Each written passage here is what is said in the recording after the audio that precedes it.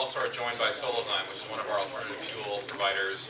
Bob Ames is one of their executives, and he'll talk to you about the partnership that we have and what we're doing with them on biofuels. So we'll start off with EcoSkies. Have you guys seen EcoSkies? Recycling bags, the plane. I've seen the plane. Yeah? No? The green winglets. We'll give you an overview of what EcoSkies is here at United, what it means to us, what it means to our customers, hopefully to you guys. We'll talk about sustainability and alternative fuels, and then we'll change over and have Solozyme give you a good overview of their company and the partnership that we have. EcoSkies is foundationally our commitment to the environment. It's what we're focusing on as a company to reduce our impact on the environment, essentially. Foundationally, there's a compliance obligation that we have that we focus on across the system globally.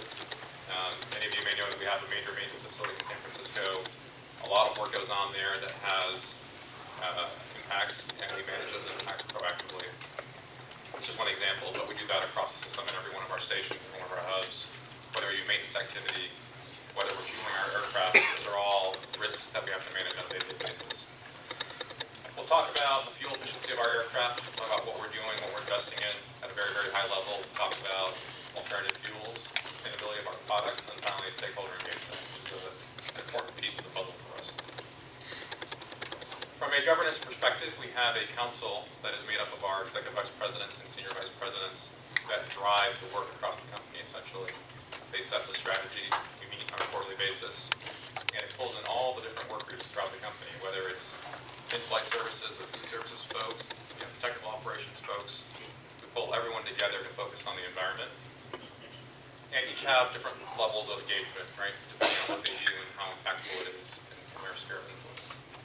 My department manages the work across the company, and we rely on every other work group to essentially execute on that. We sort of drive the strategy, we develop the strategy, we drive the programs, but we depend on all the other part of the International Civil Aviation Organization. It's a UN body that actually was set up to regulate aviation globally. So it covers international aviation flights only, not domestic flights with any country. So from where I sit, it impacts noise issues, it impacts emissions, CO2, that sort of thing. We're currently working with ICAO and the United Nations on establishing a global framework for regulating aviation emissions.